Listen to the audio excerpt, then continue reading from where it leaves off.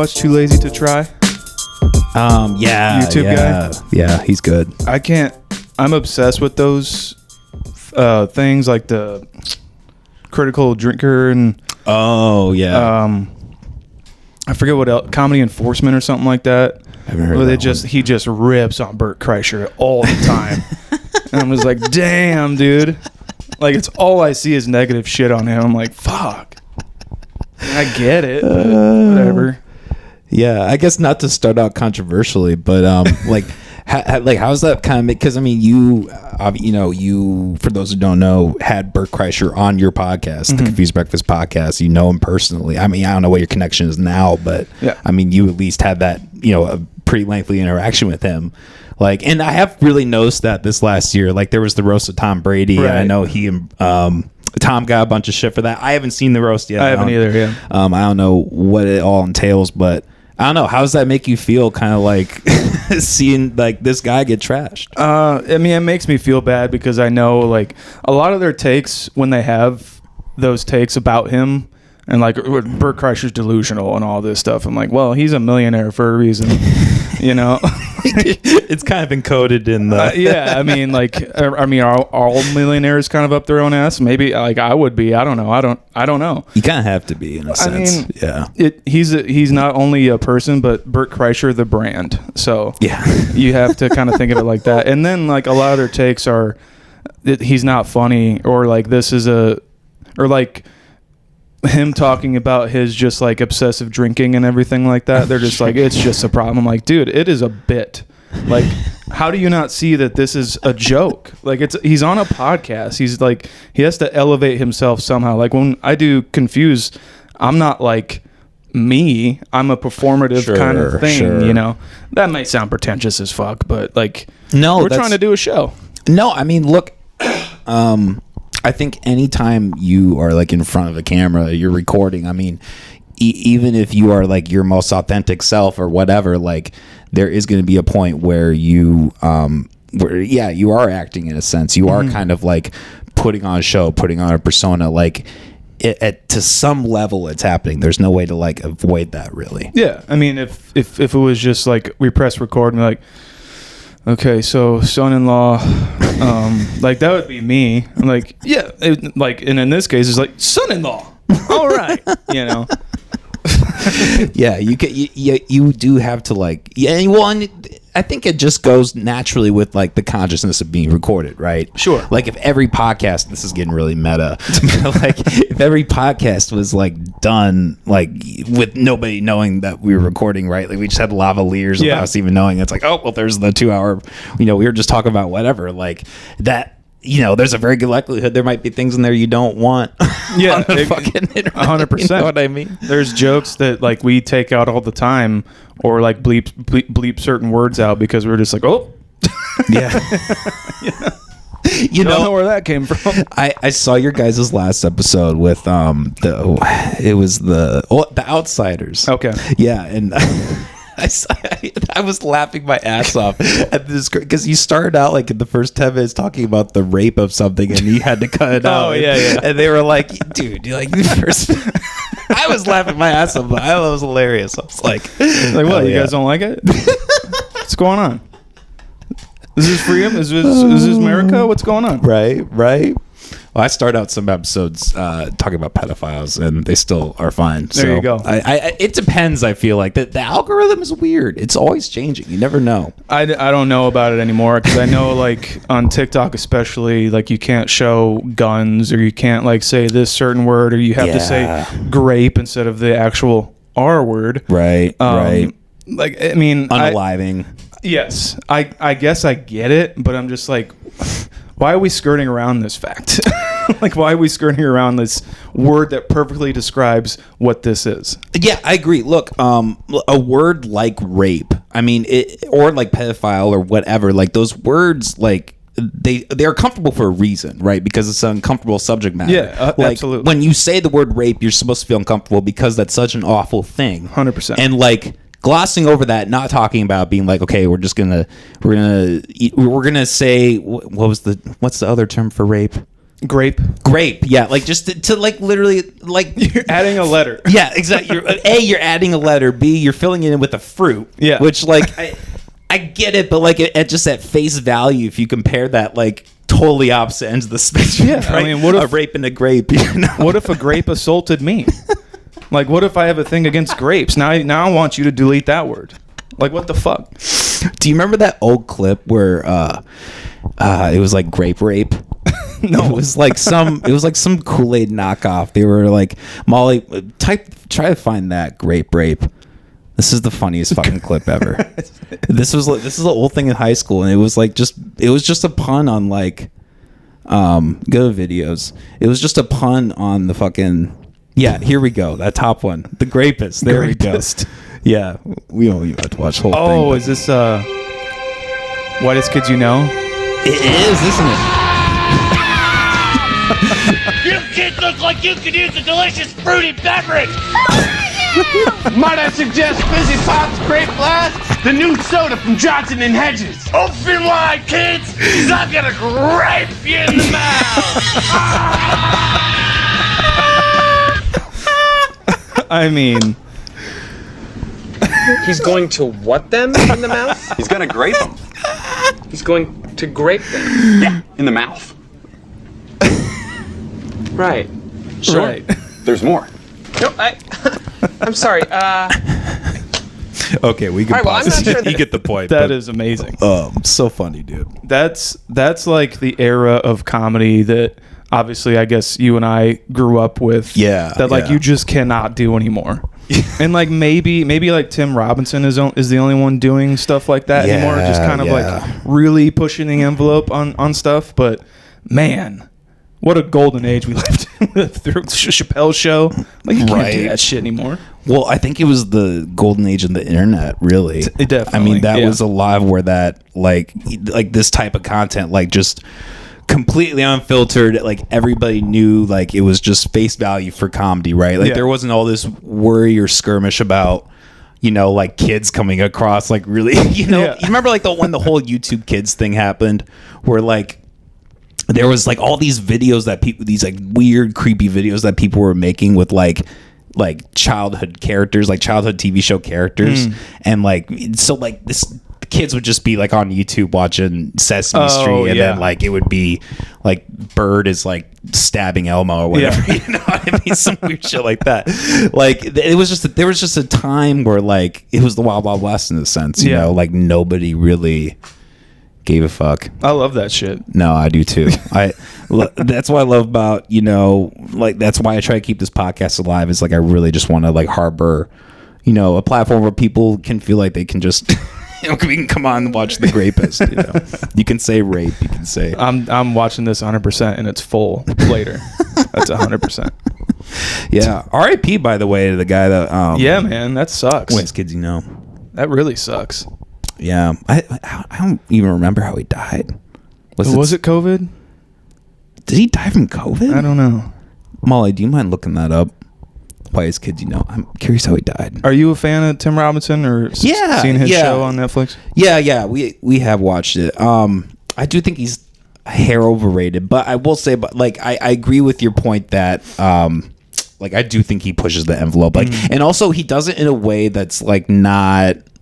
Like it's not necessarily like raising the eyebrows that would like, you know, the line that like, you know, is very apparent in today's media. Like he does it in a way where it's not quote unquote like, you know, hateful or sexist or whatever, but he's still like in a way pushing these boundaries in a way that people know, okay, this is completely a joke. Yeah, I don't know if that's his persona or whatever, but like going to the line where he's just like suggesting it, you know, or like when with these guys is they pull back is like, yeah, we're going to show you the commercial first for grape rape, and then but we're going to pull back and be like, well, this is someone who's crazy enough to pitch this in a meeting for a drink, you know, like that's great, you know, and it's not actually the joke is that it's fucking crazy. Yeah. Okay, so Trevor Moore died August 6th after a fall from his second-story balcony in his Los Angeles home. Damn. He died of blunt force head trauma. August 7th. That was a day after my birthday. So probably drugs. Fuck. Probably drugs. Got another one, huh? Yeah. Yeah, man, that's the worst when they fucking, because they always go young. Not always, but like a lot of times they fucking, like Philip Seymour Hoffman went young. Yeah. Like, he went in his 40s. Like, And then What? It says that alcohol was involved. oh, I didn't see that Yeah, at the top. yeah, alcohol. Oh, so alcohol, not drugs. who was it? Tony Soprano. His drug of choice was just Italian meals, which is probably how I'm gonna go. He drank. Have you seen his list of what he consumed the night before he died? Oh, I'm so sorry, Molly. I'm enslaving you today.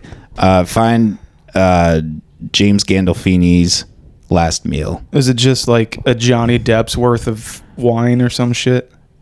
They allege that James consumed back-to-back orders of fried king prawns with mayonnaise and chili sauce, and a large portion of full gras with 4 rum shots, 2 beers, and 2 pina coladas to wash it all down. That is a king's death.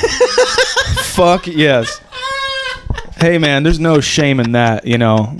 And I agree. Not to disparage the whitest kids you know, guy, but that's how you go out. That's the most American way to die right there, I think. Absolutely. Like, these fuckers at war got nothing compared to the fucking how James Gandolfini went out. Oh He my needs God. a posthumous knighting, I swear to God. I'm so sorry, Molly. Go to the pictures on the look how big he was. Oh yeah. Go to the pictures on the right here. Yeah, just right there. That is a face. Oh my God. I've literally had that face before, and it's just meat drunk. That's all that face is. It's just drunk off of fucking meat. He looks like he's about to go, like he knows he's about to get his last meal. Yeah. He's like, I saw like a magician or whatever, the hypnotist. What's the card reader people? Yeah, Whatever. tarot. The tarot people, yeah. I saw a tarot reader today, and they told me it was my last meal, so. Oh, right on. Might as well go ham. He wants to come with me. He's like, It's on me. I've been wanting to try this restaurant for fucking ever. All right, and I was told that I need to get this, and that. I'm only here for one night. I have to get everything. I have to try everything. I was hungry. I didn't eat breakfast or lunch. Oh. God, that might have been the greatest show ever in television history. I've never gone through it. You've never watched The Sopranos, dude? I know. You have a film podcast. No, I know. That would be a great episode for you guys to do. Just do like a discussion on The Sopranos. I would love that. I mean, like that is kind of in that time period for like the time, like I guess kind of on the maybe in the later side that you guys focus on. But no, like, I think that would be a good one. Okay. Yeah, like a lot of times I know that like Saving Silverman I was thinking about on the way here for some fucking reason. But I am like there'll be certain movies that I love. I'd love that movie, but I will wait because I know we're probably going to cover it because it's just that much more special. It's just like I waited to watch Donnie Darko to do that episode, you know. Oh, for real? You Yeah. hadn't seen it before? Well, I had, but not for like maybe 10, 15 years. I see. You know, that's a great segue because I did actually want to talk about that episode. That was another one of the more recent ones that I really enjoyed. Oh, thanks. You guys, how you guys dove into like, I mean, you guys do this every episode, but for that one in particular, like you really kind of at the forefront laid out like the entire the mechanics behind the plot of Donnie Darko, right? Like how whatever the time portal opens up with the plane and he dies, and that whole like the whole science, quote unquote science behind it, right? And I really liked how you guys opened with that, and then throughout the podcast, you guys were able to like link things up and connect them in a way. And you know, I really appreciate how you guys do that. But I guess let me ask you this: like, how do you guys like go about crafting your episodes? Like, what's the process that goes into like, okay, how do you guys pick the movie? You know, I'm assuming you take notes, etc. Like, how do you go about that? Mostly we'll pick a movie and like with our lovely people who view the show, like patrons and everything like that, they'll get a chance to like pick a movie for us. Or if this certain thing comes up, like now we're in the tail end of May of Sway's Uncaged, so we're doing 2 Patrick Swayze movies, and then they meet in The Outsiders. Apparently we fucked that one up, but and then we're gonna do 2 Cage movies, so Face Off and I'm so excited. National Treasure we're doing tomorrow as of recording this. But Sure.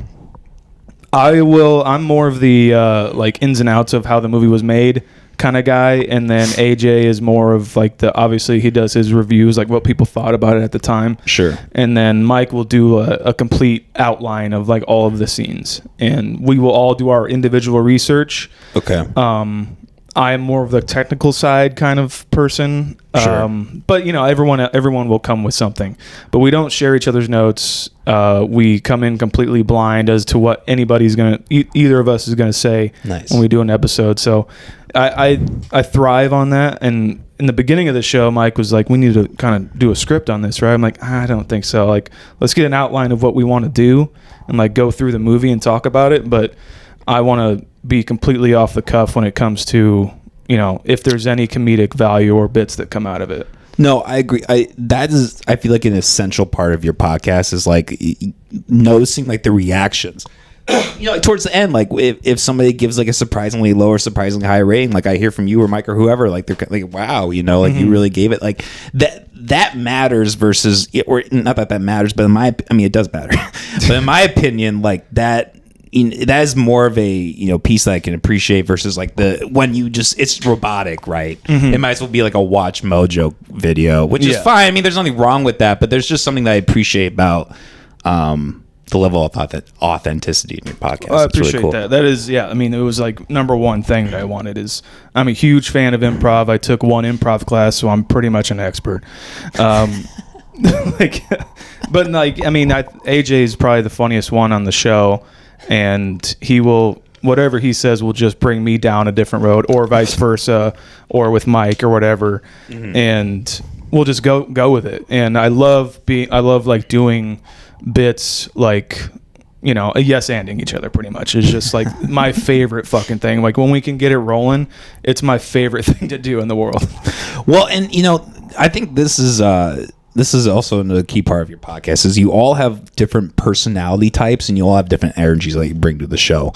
Like you're the very like you and I are very similar in a way when it comes to film. Like we're both very analytical and like we really have there's a certain appreciation of film that we have, a certain well, I was grimacing in the background as I say this, but a certain like class of film that you regard as being quote unquote great or whatever. Like you really bring that energy versus where I feel like not in a bad way, but like AJ and Mike, have their own blends of like kind of more like the casual viewer, right? Sure. And I think like it's great. Like I think the blend that you guys have, it kind of adds to that like the authenticity of it. The fact that you guys are able to riff and kind of be like, like you have, there are movies where I've seen like you really, really get into it. And the other two are kind of like, all right, like, doing the guts and core with Molly.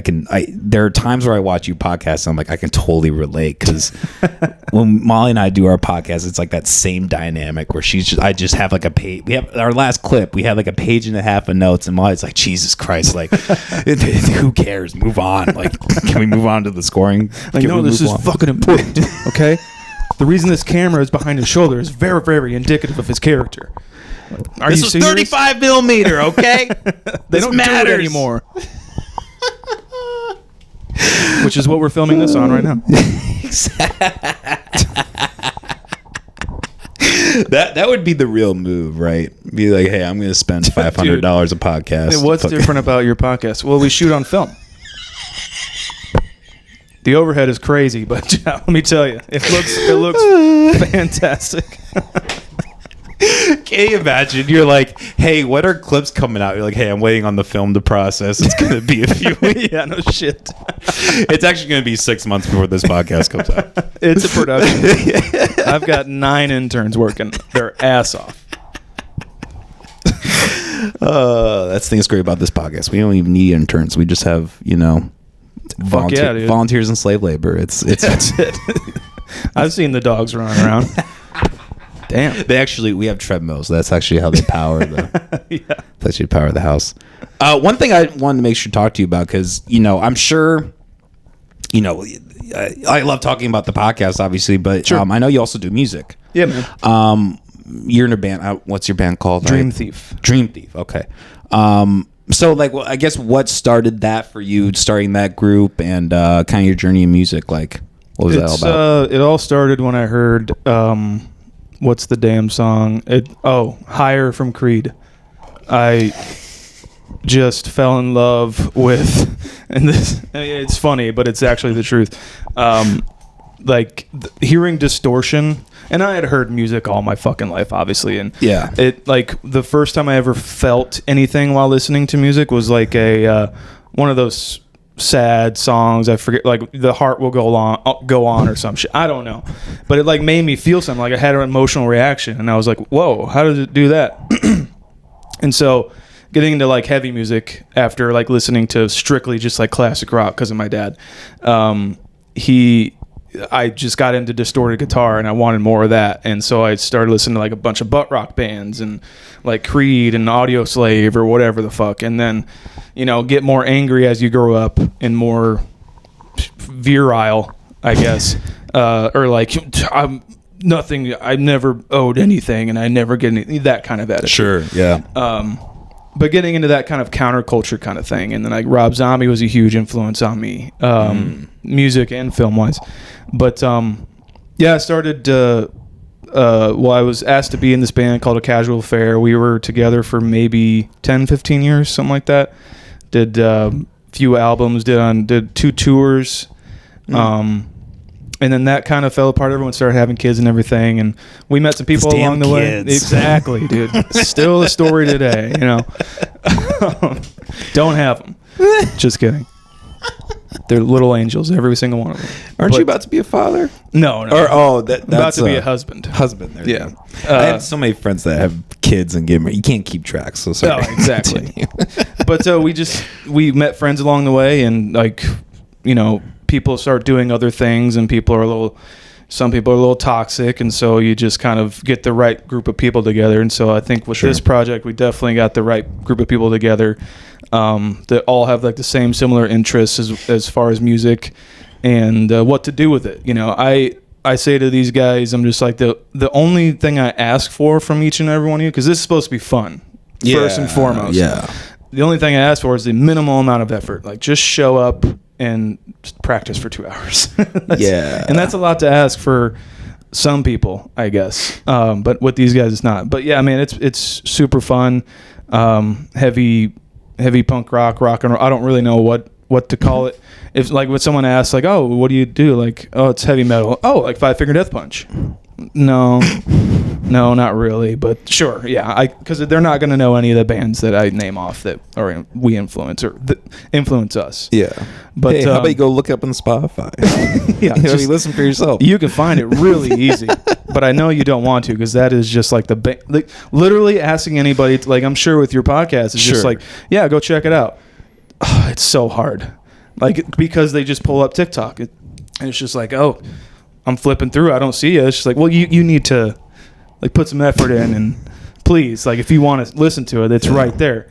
But and that's the same with getting people to fucking shows. Yeah. That is a workload in itself. But Exactly. yeah, man, it's really fun. We just released a beer through Bent River Brewing Co. in the Quad Cities. Oh, wow.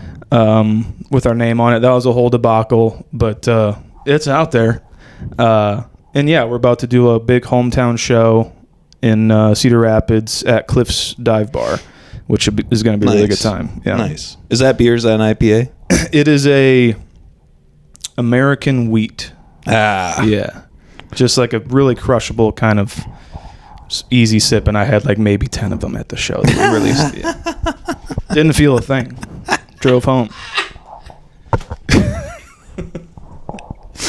All right, Bert Kreischer. No, I'm kidding. I'm kidding. Hell yeah, man. No, I think it's awesome how many different things that you're involved in, I think it speaks to your wide variety of knowledge and talent. Being able to transition both from, doing a podcast to then going and performing. Mm-hmm. I honestly sometimes wish that I didn't do all of this. I'm sure you're kind of the same way, where it's just like, I don't know, just like Saturdays are just like kind of research days for me for because we record on Sundays. They're just like heavy research days. So in the morning till like like probably 8 in the morning to like 2 o'clock. I am just doing that on the couch. You know, it's a lot of work, but it's like, why do I do this? Like what? I could just like talking to like people like my coworkers in my actual job. They're just like, yeah, I just went fishing. I'm like, that sounds great. That sounds really great, man. Like, I don't know, but I think if I like, because even if I find myself and we do have downtime, like we're have breaks in between episodes for the podcast or like not doing shows for the band, I find myself like kind of, you know, getting my leg going like that, and still wanting to do it. Yeah, I have to do something. It's weird because I don't see myself that way. I don't see myself as like a workaholic, and I don't think I am by any means, because I do love just fucking chilling and doing nothing. But yeah, I think I'd go crazy if I didn't have things to do. I can relate, man. I definitely feel like I have this energy inside me where I have to keep busy, or else I just kind of go crazy. Like, I mean, with the podcast lately, you know, we haven't done the guts and gore in a while. I've really been trying to kind of dial everything back and really kind of focus on some, you know, just like experience, like working on life. You know what I mean? Yeah. Like, I think it's really easy to just get so involved in something like podcasting and music and like just kind of let that be in the back burner. So I don't know, lately I've been trying to focus things in more, but like, you know, I was telling Molly the other day, or like, you know, the other week, I was like, yeah, I think I'm gonna like take like a good month off from like doing anything extra. I think I'm gonna take a while off from guests. And then like a week later, I'm like, yeah, I have all these plans for all the, I'm going to do this every week. And she's like, you were just telling me that you're going to slow down. Why don't you like dial it back? You know, it's a curse almost. It really is. It really does feel like it, man. Yeah, it's fucking wild. And I think that's an important part of doing all this, is like figuring out when to quit. Sure. And I think it like makes you grow. And I've you know, I didn't get a job until I was done with high school. A lot of my friends had jobs in high school. I'm like, how the fuck? Like, I do my homework in the next class that I was assigned homework in this class, and the next class I'm doing that class's homework in this class, because I was just like, I didn't want to take anything home. I wanted to fucking go home and skateboard. That's all I wanted to do. And I think that like doing all of these things has made me find a better work ethic, and so I think that kind of pushes me too. Yeah. Like right now I'm planning a fucking wedding, and that's in like 2 or 3 weeks, something like that. Wow. And I'm coming up here. I'm doing recording tomorrow. I'm doing shows. I have a show next weekend. You know, I wish I could just sit down and focus on helping my fiance with the fucking wedding, but I have to do all this other shit. I don't know. It's fun, and she's really understanding of that too. But that's awesome. Sometimes I wish I could just focus on one thing, but then I go crazy. Right? Yeah. It's a lot of time, man. It's hard to manage it. Yeah, because I like you were saying, like, I feel like, you know, I have a fucking episode to put out Monday, and I'm gonna have to. I was doing a bunch of research for that. I'm gonna have to, you know, get up tomorrow morning and do that, and then edit it all day. You know, I mean not all day. Molly, if you're listening to this, it won't be all day. But yeah, man, it's a hard balance. It's hard to get there sometimes, but I think it's truly all worth it in my opinion, because like I can't, like, as we're saying, like, it just staying static is just like the bane of my existence. Like, even thinking about that is just what am I gonna do? Like, just not do anything with my life? Like, I think there's kind of like, I don't know if you feel this way, and let me know, but leaving something behind too, like whatever it is, like a family for a lot of people, that is, and that is one thing for me too. But I created something, and maybe it only affected one person, but at least it affected that one person, and that's really all that matters. Yeah, well, I mean, I think eventually it affects more and more people. Like, I mean, even this podcast has surged in the last couple months, and that was for, you know, seemingly years of just streaming to only a handful of people, right? But I think there's something to be said, like, eventually, no matter what, like, even honestly, no matter what the quality is, even, like, you will eventually garner attention, like, just as like a fact of, like, the people who don't are the people who quit. Yeah. So logically, exactly. if you just keep doing it, like even if you like in a way people like think you suck, like right, like look how many fucking late night hosts we have who are just like unwatchable, right? Yeah. And they have a whole mass army of people behind them who love them, right? Mm-hmm. Like it's I think that's just a testament to just keep trying, keep doing it. Like I think there's someone like Tim Dillon. I don't know if you're familiar with that comedian. Like he had a lull of like 5-6 years where he was just like he was just doing the comedy, doing the YouTube, like his whole YouTube, he had skits and everything he was doing, like didn't do very well, and then all of a sudden just boom, just took off. Like he got caught up in the algorithm somehow, and he just did it. Like even us on YouTube, Yeah. that YouTube does nothing for us. Like Really? monetizing wise, like maybe we make like $15 a month from YouTube or some shit. It just, and like our kind of sister brother podcast, and they live in LA, Raiders of the Lost podcast. They just like kept doing it, and then just like one day it just clicked on YouTube, and like they're hugely monetized by YouTube now.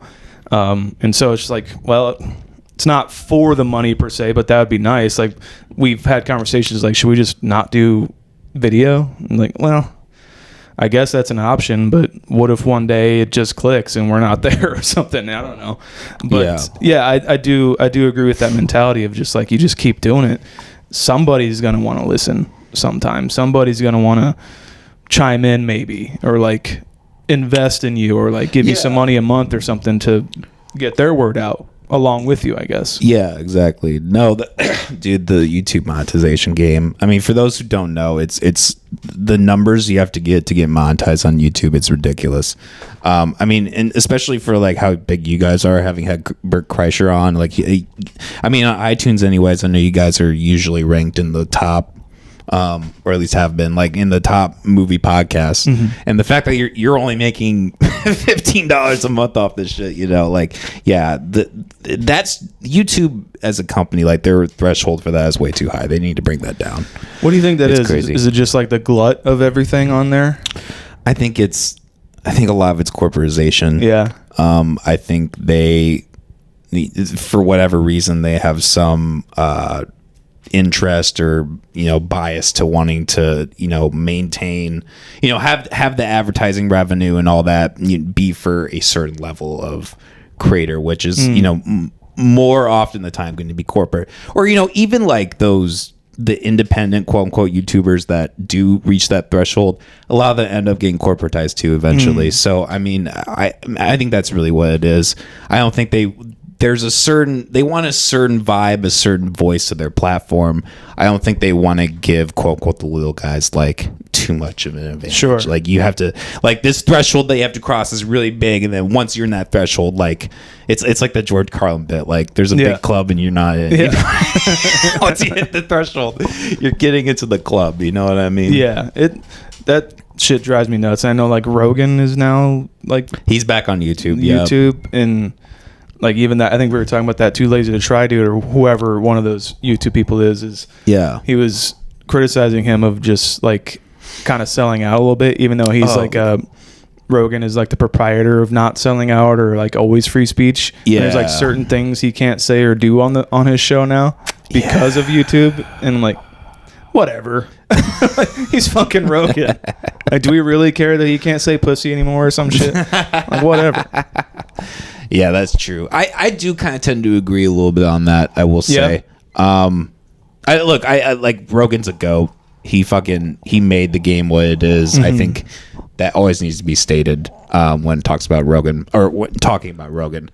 But yeah, I mean, I do kind of agree with that assertion a little bit, and it's not even as a fault to him. Like I can, the more money you have on the line, the more careful you have to be, right? Sure. Like that's just kind of the nature of it. Like I'm never gonna fault somebody for falling into that, but I mean, yeah, I think it's just kind of naturally part of the thing. Like you when you have finances coming in, you have certain people coming in that are backing it, and I've even had this personally, like on a smaller scale, right, where sometimes you say something on a podcast, and someone it's in a way like a business relationship is like calling you and kind of being upset or whatever, or just criticizing you or whatever. Like it happens, right? So I think when you're at the level of Rogan, like that is going to happen. I do kind of, well, okay, like here's a really good example. And I got a lot of flack for this on talking about this on the podcast. But Tucker Carlson recently went on Rogan and he was talking about evolution. Mm-hmm. And he basically he made the absurd assertion that like there is not very much evidence for evolution, that like it's just like nobody even really, I don't know what the exact verbatim what he said, but it was absurd. And I mean, Rogan has Jamie. He could have done the next 10 minutes being like, okay, here are the fossil records. Here's what we know about DNA. You know, the encyclopedia of information that, you know, accompanies the theory of evolution. These other experts I've had on the show who've refuted your exact thing. Yeah, exactly. They just glossed over it because because I feel like their audiences are similar in a way. Like Tucker Carlson post Fox is kind of in a way a Rogian figure that's like more conservative in a way. You know, he's taking up another independent space. Like he's the Rogan, the Lex Fridman, like he's in that same variety of people that are just like, here's my platform. And that's the thing that kind of annoys me about Tucker is like he's always like, yeah, I'm unemployed. It's like, dude, you have your own fucking company. Like, yeah, Mark Zuckerberg's also unemployed. Like, shut the fuck up. Yeah, exactly. No, you do this. This is your job. This pays you. That's a job. Yeah, he's saying that while he has like an entire fucking mansion of a studio behind him. He's like, I'm unemployed. Like, okay, dude. No, just because a huge conglomerate is not paying you anymore, you know, doesn't mean you don't still have an audience that you cater to. I will say, I mean, I do kind of see the merit in like, you know, being an independent creator, there's more risk involved, right? Like, you know, if you are like someone like Tucker and you know, there is like mass censorship online, or like if you do say something that, like, look at what happened to Steven Crowder, right? Mm-hmm. Like he was like part of that conservative media circuit, like very prominently, like right along with like Jordan Peterson, Daily Wire, and all of them. And I don't even necessarily subscribe to a lot of their stuff, but like it's an interesting phenomenon, to see like this rise of independent creatives.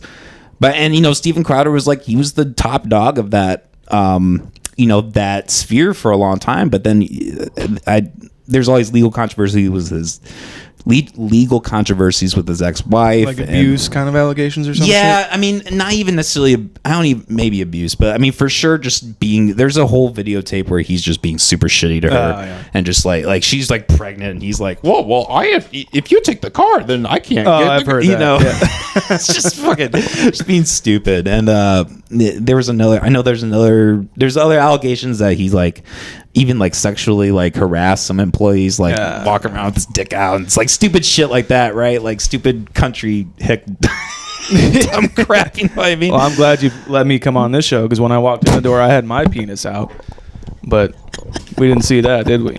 We glossed over that. I appreciate you cutting that out. Yeah, it was a weird way of walking, but I've had weirder, so I was like, okay, good, good. I had a guest one time, he walked in with a ski mask. He showed to my door in a ski mask. Am I getting robbed? Was it cold out? It's July. Yeah, dude, it was like fucking couldn't have been any colder in spring. I was like, dude. Has anybody ever told you like don't show up to a strange place like in a ski mask? Like people, I get that's your look, but like that people associate that. Like you don't. Do you walk into Walmart like that? Yeah, because that's a problem for a lot of people. Yeah. Incognito. Like I mean, like even like the whole COVID thing, like what the mask thing is like, yeah, you can't trust anybody with a mask on, kind of, or like that was people's argument. It was like you can't really communicate well with people when you can't see their face or some shit. It's like, you never heard of that? Ski mask, right? Really, in July. Fine. Like, was he a musical artist or something?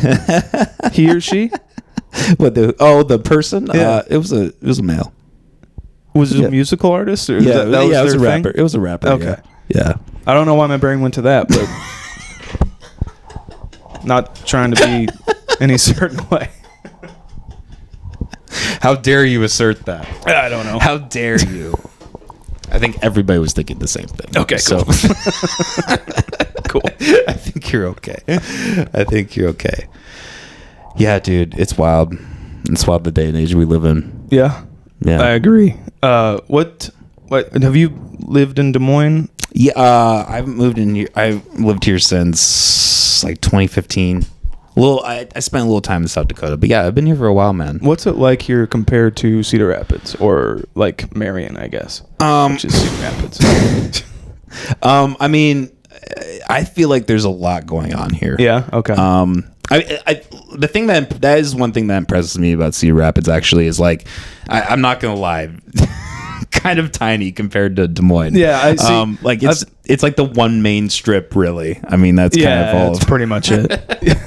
I mean, but you're missing out on this cute bodega that's hidden in Robbins, Iowa. It's a jewel of the town. Yeah. I mean, I don't know. I think there's a lot of stuff going on here. The growth in this area has been exponential. It's been insane. And you know, I mean, I think you know, in places like Ankeny and Waukee, like that were. I mean, when I moved here, they seemed like completely far away, and now, I mean, in that short amount of time, it's almost kind of merging together. Like that. Yeah. I mean, it's cheaper here. And you know, that's going to kind of be the unfortunate thing about, like, you know, as things are cheaper, eventually they will go. I mean, it happened in Colorado, it happened in Austin. Like, you know, the more people that move here, you know, the price of everything will raise. But I mean, I think, you know, to counter that, there's also going to be a large increase of, you know, whatever, like a market, you know, entertainment. Sure. Entertainment will go up for sure. Like, it just makes sense in my mind. Well, like when you see like the state of like the coastal cities, and I don't know like since COVID how many of them have gotten better or worse, but like there was for sure a period during COVID where, I mean, the West Coast especially was like just awful, like just awful living conditions. Going back to the mask, I remember during COVID, it was a big problem because in California, I think this is actually still the case. In California, there's like a dollar limit that if you go in and steal under a certain dollar limit, they won't do anything about it. Like in California, in LA, yeah. Like if they call the cops just won't show up because they get so many of these calls that they can't even like handle it. So like there's videos of people just like walking into Walgreens, grabbing shopping carts and just like taking things off and then just like walking out, and like the clerk's like, "Fuck you, asshole," you know, but they can't do a single fucking thing. Dude, that's funny. My fiance's brother is a police officer in Phoenix, Arizona. And there was like a mandate going on for a while where like if people just took off, they couldn't chase them because it was too dangerous or something. Like they'd stop. He would show me videos, and I don't even know if I can say this, but he'd show me video of just like his stop from his body camera or whatever because he loves it. And he was just like, "Hey, what's going on?" Like there was tail light or some shit or something, and just at a gas station, and the guy just took off. He's like, "Well, see you later," like, and that was it. I'm like, I mean, cool, like, because it's a tail light is whatever, you know, but it's still crazy. It was just like, wow, okay, you just let him go. But yeah, stealing a Nutter Butter, right, is just fine in LA. Yeah, well, and you know, during COVID, they also had the masks. So True. That made it even harder, right? He literally. Well, what do you look like? Yeah. Black mask, blue mask? Was it he or she? What were the color of his eyes? Now, careful with that question. Especially in California, right? You have the officer be like, "What do you mean by that?" Nothing. Description of a person. I'm trying to describe this person. It's a human being that I'm trying to describe. It's just the basis of what I have. No, it is weird because like we went to the Funny Bone, and was it West Des Moines where the Funny Bone is? Yeah. We went to see Gareth Reynolds there, and like there was a few instances of a comedy club in Cedar Rapids. Like there was Penguins, and that got shut down because of the flood probably. And then there was the Lucky Cat, which just got shut down or maybe moved to or it's just now an event at a brewery. So like places like that just can't survive in Cedar Rapids. Like try and fucking start a venue like Gabe's in Iowa City and Cedar Rapids, you're done in the first month, I imagine. Yeah, it's fucking crazy. But like you start something like that here, you know, like what the People's Court was here in Des Moines. What's the fucking venue that's next to Uptown? I know this was. It's W something, right? I don't remember. The Willoughby. I don't know. But like, you try and start a place like that in Cedar Rapids, it's just not going to happen. It's kind of crazy how it's just like the threshold of 2 hours away. It might work, you know? Yeah. Well, and I think like one of the advantages Des Moines has over Cedar Rapids is like we're kind of in the middle. Like we kind of have, there isn't really much like directly around besides Ames, like directly around, like, you know, Cedar Rapids has Iowa City. They have the Quad Cities, like fairly close, you know, to you guys. So I mean, it's understandable that like I feel like when the cities get kind of clustered, like there's just more availability, so it's kind of harder to kind of, you know, suck in the market. But with something like Des Moines, that's like just spot on the map. Like there isn't really a whole lot going on around it. Like I think there's just more potential, Sure, for that, you know. And Des Moines is warmer. Or is Cedar Rapids higher up on the map? Maybe it might not be. I think you might be right. By just like a couple of miles. I don't know. Probably not by that much. Well, I grew up in like the northwest corner of Iowa. Okay. And like I remember like comparing winters like now, or you know, I can't talk. Now to then is like night and day. I mean, like I remember just being so fucking cold growing up in the Iowa winters, and here it's like, I mean, it still gets cold, but it's like I kind of think back and like it's still nothing compared to what I grew up in, even that like hour and a half difference, you know. So that's because a lot of people that I know now are from towns like that, especially in Iowa, or like my fiance grew up. She was born here, but grew up in Arizona, and I was born and raised in Cedar Rapids and have never lived anywhere else. Nice. Which is, I don't know, it's just weird to me because everyone has that I know, and I'm like, well, I just been here. I don't know. There's no reason to move. I do like it here. Yeah. Like why move? Like I guess maybe for the podcast it would be easier if we were in a place like LA or Austin or something, where we had access to guests who like weren't just flying in or flying over the fucking state to get somewhere else, you know? Sure. Well, I mean, in LA would, you know, make sense. I mean, despite the state of it, I mean, the media industry's still there. Hollywood's still there. And I mean, you have that in with Bert Kreischer. So, I mean, that could actually be a really, you know, in a way, a lot. But I mean, even doing that would be a risk for you guys, right? Because I mean, we've had people come through on the podcast talk about like, people still think the LA dream's alive, and then they move out, and then they just fucking they don't make it. You know, I have a friend out there who I went to high school with who's an actor out there, and he's gotten some work and he's done some stuff, but you know, nothing big yet. I mean, it's been like since we graduated 18 billion years ago, but you know, I mean, like he's still grinding and doing the work, but it's not going to happen just like that. Even if we have like an established audience, I think it'd take a lot of work to even gain anything else. I don't know. That's weird. I've thought about that kind of a lot, where it would uproot a lot of things, because AJ's got a kid, Mike's got a kid, you know, I'm getting married, I got my band here. It would be a lot, but it would probably help. Who knows? But if we can do what we're doing right here, that's fine with me. Yeah, well, and I think that is the thing about living in the day and age we live in, is I think it is a lot easier to do what you're doing, like where you live. Have you heard of Sam Hyde? He did this show called $1 Million Extreme. Wildly offensive. Like, don't show your kids. You know? It's really bad. But like, he is, I think, in maybe Connecticut or Delaware, maybe Maryland. I don't remember. One of those like tiny states on the, you know, East Coast, and he's just been there forever. And like, he did a show that was on Cartoon Network, and he's just always stayed in that place, and it's worked out for him. You know, he now has like a whole fucking, it's almost like it's growing. It's like a media empire almost in a way, just from him doing his own shit for like 10, 15 years. Damn. Like it eventually took off, you know? That's awesome. Yeah. I mean, like we've been saying, is like, you just keep doing it. Yeah, and exactly. Like, you can do it out of anywhere now because of the internet and because of the reach you can get with that.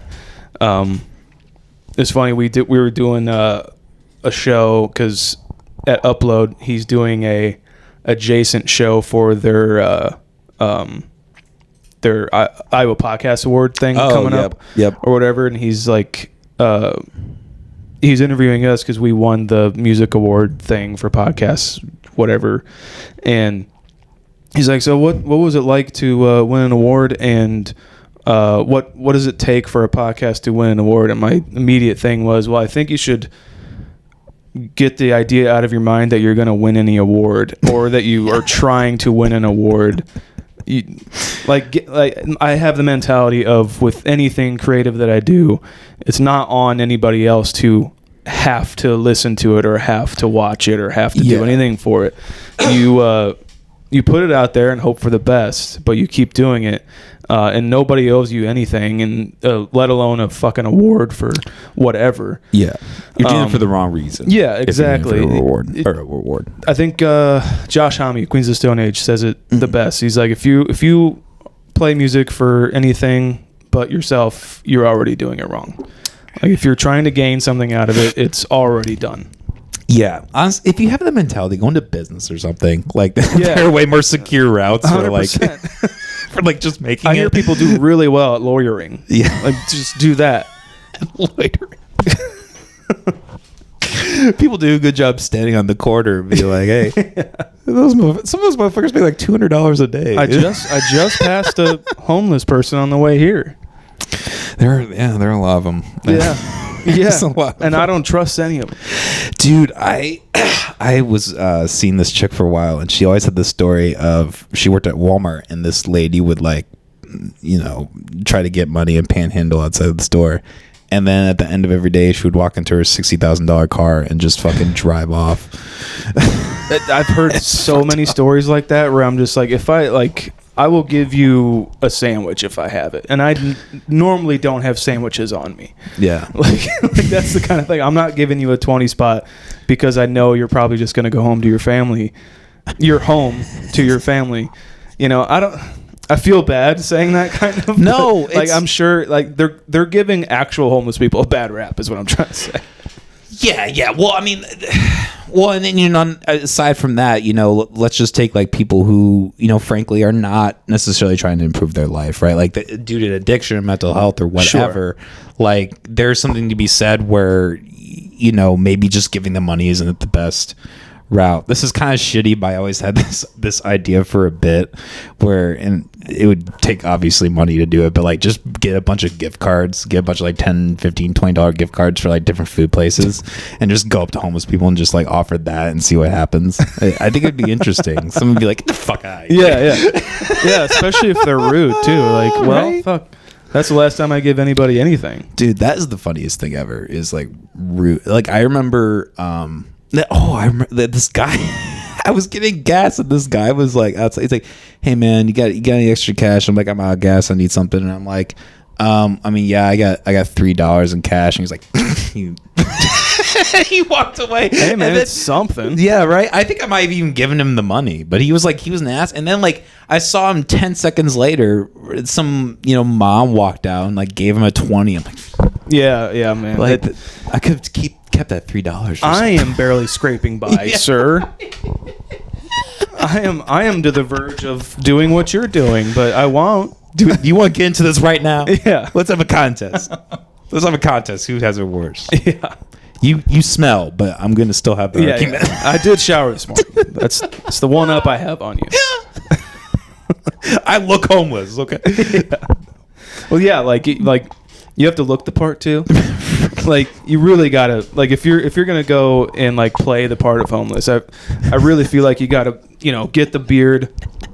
I think you have to be older. I think you have to in the signage too. You have to be very particular about your signage. But you only have, you know, it's like Twitter. You only have a certain amount of cap space.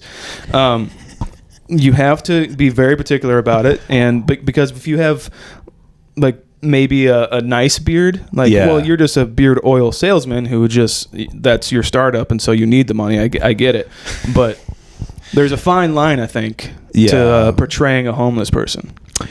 Yeah. So what are we doing? What are we talking about? There was when I was living on the south side, there's a lot more homeless over there. Okay. Sorry to stay on the homeless topic, but this is too funny. There was this guy who he had a sign that said homeless, and in the top of the sign he had a little divot that he could hold his cigarette in. He would just be holding it side, and there'd be just like a lit cigarette just dragging off. And Fuck like, hey, yeah. at least he's just fucking. Wait, so like fucking Slash would have his cigarette in the headstock of his guitar. He's doing that with his homeless sign. Yeah, he's. That's fucking rock and roll, dude. Right. I hope the best for that man. That's awesome.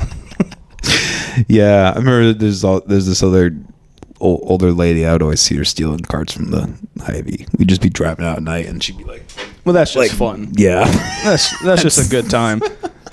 I used to do that shit. good for you." Are you? Have you been following this Drake Kendrick stuff at all?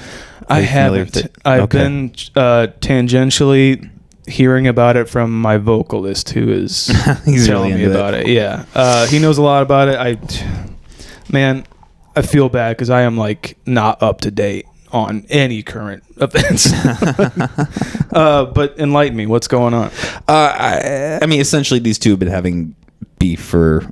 I mean, they not even beef. They just have not liked each other for. I mean, more than a decade. And recently, they've Kendrick kind of started the beef, and with him, Drake and J. Cole. J. Cole kind of opted out. Essentially, Drake and Kendrick have really gone at each other. Drake's accused Kendrick of abusing his wife, even having illegitimate children, etc. But I mean, Kendrick has been calling the thing out about Drake that everybody's been calling him out for, like forever. Like when I was in high school, which is like his proclivities, however you say that word, towards children. Like underage minors. Like this has been a really big thing that's been coming. Apparently Kendrick has an informant that's been like a mole, as they say, that's been feeding him information. Drake has had at least 3 incidents outside of his house where people have tried to take action. One of his security guards got shot. Jesus. Like shit's getting wild, man. I mean, it's been kind of on the down low for the last week, I won't lie, but it just really, I feel like this is 2024. I call it the year of the pedo. Like really, like this is just the year where like we're finding out so much fucking crazy shit. Can it just be the year of fun? Can we have a normal fucking year anymore? Man. But I will say that I actually do think it's a very positive thing. This whole beef or the year of pedo? The year of pedo. Okay. No, I mean, because it's really sad that these things have happened, right? Yeah. But I think the fact that this information is coming out, that we can actually finally know, like, hey, these people are, not, like, they shouldn't be living in society. Like, they should not be participating, right? Let alone held on a pedestal. Like, right. Yeah. Exactly. So I think, despite the, the really, sad thing about these things happening to, these women, these minors or whatever, there is a really positive underlying where it's like the availability of technology and the ease that people have of being able to reveal this kind of information. I think that's very, very positive. I agree with that. I did just see the thing that Diddy, that whole thing, but the video came out of him. Oh my God. It was fucking disgusting. It was awful. Dude, and then just like in broad daylight, in a hotel, but like like a hall of a hotel, it looks like. Yeah. Jeez, like he just the entitlement. That just happened. Yeah. That's a normal thing, but I'm just gonna do it in public because I don't give a fuck. That's fucking crazy, dude. Yeah. And that's the great music though. Gotta love it. That's kind of we are kind of with the whole Drake thing. That's kind of an interesting conversation in itself, right? Like, I mean, the whole separating the art from the artist. Yeah. I'm a firm believer. I think that you can always do that. 100%. Like if Michael Jackson, whoever, Drake, even like if you really enjoy his music, their music, fine. Yeah. But I do think there is something about Drake in particular where his fan base. I mean, it's like. They call them Drake stans, right? Like people who are just diehard Drake people, like they will always go with him, follow him, whatever. I think those people really need to kind of, if they're going to defend Drake, they need to like at least acknowledge that if you don't believe the allegations, fine. But I think you should at least like acknowledge it. If you're going to go online, if you're going to in person be like, yeah, I'm for Team Drake, right? Yeah. Like, it's like, okay, like, are you just going to completely gloss over the fact that this thing is more than likely. I mean, the evidence against him is just insane. Right. It's like at this point he can't not be. I mean, even to the point of like doing a stupid little story and having like music behind it and it's Drake or something like that. Like something like that makes me like want to, if I liked that, his music or whatever, it makes me want to kind of just do it for myself and not like flaunt it, because Yes. I know, one, the reaction that I'm going to get from people is probably going to be fucking annoying, and then two, it is like a little tainted now, especially like in Diddy. It's just like, well, I am listening to the music of a perpetual, all of these things that he's done, Yeah. but is the song fucking fire, dude? Like that. I mean, hey, we're hanging out, having fun, like whatever. But I get it. That is a really fine line. That's kind of where I stand on it too. Is like you can like that shit that horrible people have done. Yeah. Well, I mean, I'm a lover of hip hop. That's a really kind of dark unfortunate aspect of hip hop. Is like people to forget. P. Diddy was from the Biggie era. I mean, like in that time, people were not good to women. Like that. I mean, that video of and what they happened sang about it. Yeah, exactly. Like that video probably would have been a normal occurrence in some of those studios. Sure. Like no Yeah, doubt that's in a my good mind. I mean, and again, that doesn't excuse it at all. Not but at like all. people kind of like this is it's still shocking, but people should learn from this. People should be like, okay, this is the time we were in, and that is changing. Like I think people like Kendrick Lamar, who preach a lot about positivity. His whole last album, Mr. Morale, was about like sex addiction and working through that whole thing, working through all his trauma, like a really positive, humbling message to a lot of people. Like that is changing, but I think it's important to like think about that. And like a lot of these artists, a lot of their lyrics have to do with their lives, and which is good. That's how we connect with people, Yeah. The good and the bad. Exactly. Yeah. And we can learn from that. And we say, not to bring up the show again, but like on the show, like we cover movies from the 70s or 80s, and a lot of things that were depicted in those times were like, yeah, this is cool to just beat the fuck out of a woman or something. Like it's just a thing that we did. Or like, pat the ass of a random girl somewhere somehow in a movie. And she's like, that was the time. And like, we're not excusing that whatsoever. Yeah. Like that is not good behavior, not even for then, but that is what was on in this movie when they made it. And apparently it was okay in someone's mind then, and Mike says it really well, where it's just like, we've learned from that, and we don't do that anymore, and we don't celebrate that shit anymore because it's fucking awful. And that's why it's so important to keep reminding people about that. Like when we see these awful things in film or hear about these awful things in music, even if it's still nostalgic and you may not necessarily like hate the piece for that, like it is good to like reflect back on that, because if you don't have anything to reflect back on, then you're gonna repeat it. Exactly. Yeah. It's the whole saying. Like, we're doing Face Off here soon, and it's got that guy from That 70s Show in it.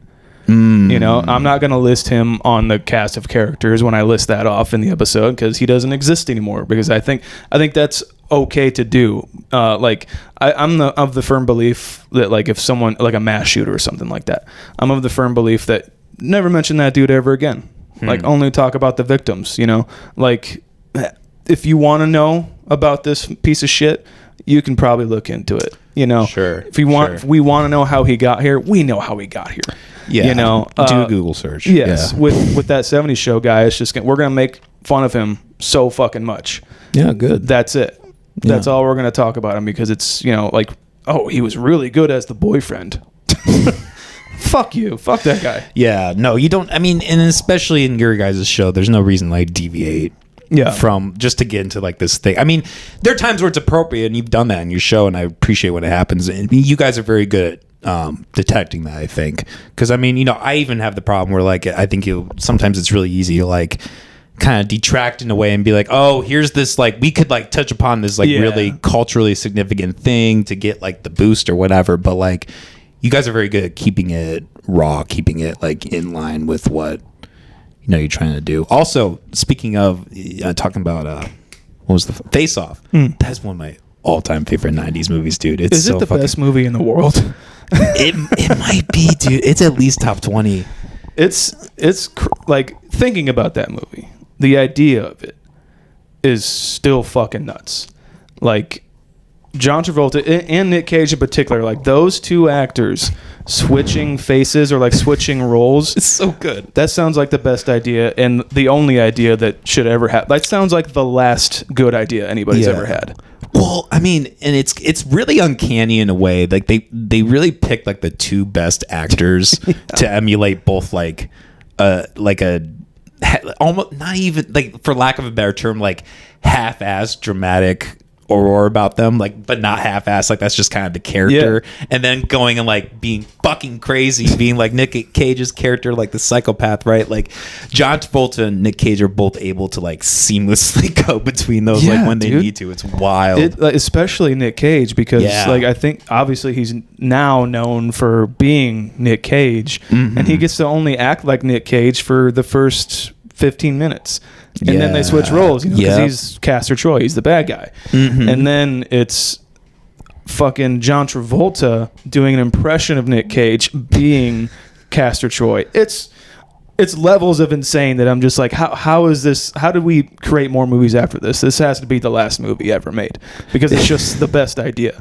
Yeah, you know, and that's one of the few films that like is so ridiculous that works. Like, I feel like if they tried to make anything like this today, it would just be shit, because we have such like a Hollywood, like Marvel-esque, I don't know how you feel about Marvel, but like that like environment of film that we're in, like this, a movie like this just wouldn't work. It would just be too showy, it would be too CG, whatever, right?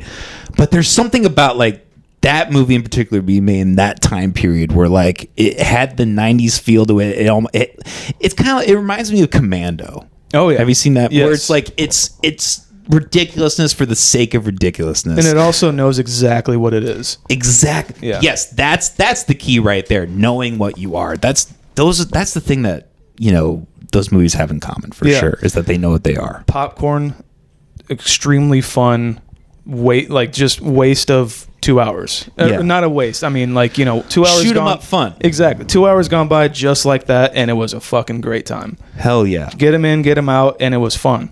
Like, that's it. A few explosions here and there, a few crazy lines of drive an airplane into a station. Yeah. Didn't have them shoot each other. Fucking and then the fan and all that. Playing what's goddamn, like two cars going at each other, but it's a plane and a helicopter. That's right. Dude.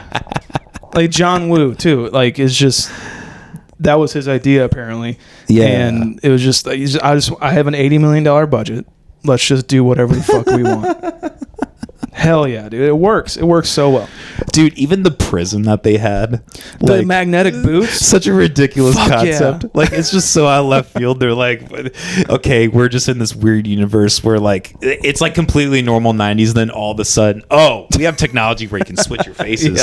And we have prisons where people's feet are magnetized. Something 30 years later, we still have not figured out. Dude, and I feel like it's practical. Like, lock them down, boys. And they just can't move. They can't shake anybody anymore. I don't know what they do. I've never been. Yeah. No, I've never been to prison either. Not yet. Cheers, it might brother. happen. That rules. Maybe Kim Rose will come after me someday. Oh, yeah. She's coming after all of us. No, she's not coming. She's never come. She's never come in her life. No. Well, Sean, I gotta piss. We've been going for a while. I think this is a good place to wrap it up. Right on, dude. Thank you for coming through. I've been looking forward to talking with you again for a long time. Same here, man. I appreciate you working with me with all my time shit and my travel shit. But yeah, it's good to be here. Yeah, well, and you know, I hope to do more of this, and I've never met Mike. I've talked to him several times online. I've never gotten a chance to meet him, so I'm sure he would do it if it worked. He's also a very busy man, extremely busy man. Yeah, but look, I mean, I think in terms of like the hardest working people in the state, he's top 3 easily for sure. Agree with that. I mean, he just does so much, like from the pork tornadoes to the confused. I mean, the fact that he is involved in 2 different ventures that are both like, you know, maybe not even world, but like, you know, US world renowned, like big acts. The fact that he's helming 2 of those, I mean, is incredible. I know this is a Saturday. I know that he's probably playing somewhere fucking crazy tonight, and then he's still gonna come do a podcast with AJ and I tomorrow. Well, that was the thing. I listened to your last episode, and you were like, "It's 11 a.m. or not 11 a.m. 11 p.m. wrapping it up." I'm like, Jesus Christ! Like, I don't even do that, man. Sometimes it's hard. Like sometimes we're just like a Patreon episode.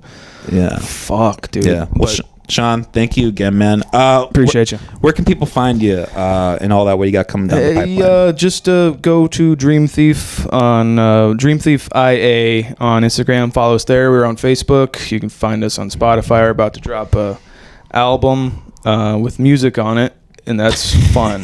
That is fun. Come to a show if you like that kind of music. It's hardcore stuff. But Confused Breakfast Podcast, anywhere you can find them. And then if you want to follow me, just Sean Pryor 237 on Instagram. Hell yeah. Thank you for coming through. Guys, from Couch Hours Podcast, we try to come every Monday at 2 p.m. And So do I. That's my schedule. At that time, yeah, I have an alarm set. I'm sorry. I just pop up to the bathroom real quick. Hey, boss. It's I'll be time. right back. It's healthy. Yeah, you got to get it out. Guys, also check out our other podcast, Unhinged Uncensored, every Tuesday at 2 p.m. Where we go wild. But both the channels have been doing really well lately, so we appreciate everybody for tuning in and supporting. A lot of new faces coming and tuning in, so hell yeah, keep that shit rolling. Right on. All right, have a good night, everybody. Peace. Bye now. Hell yeah.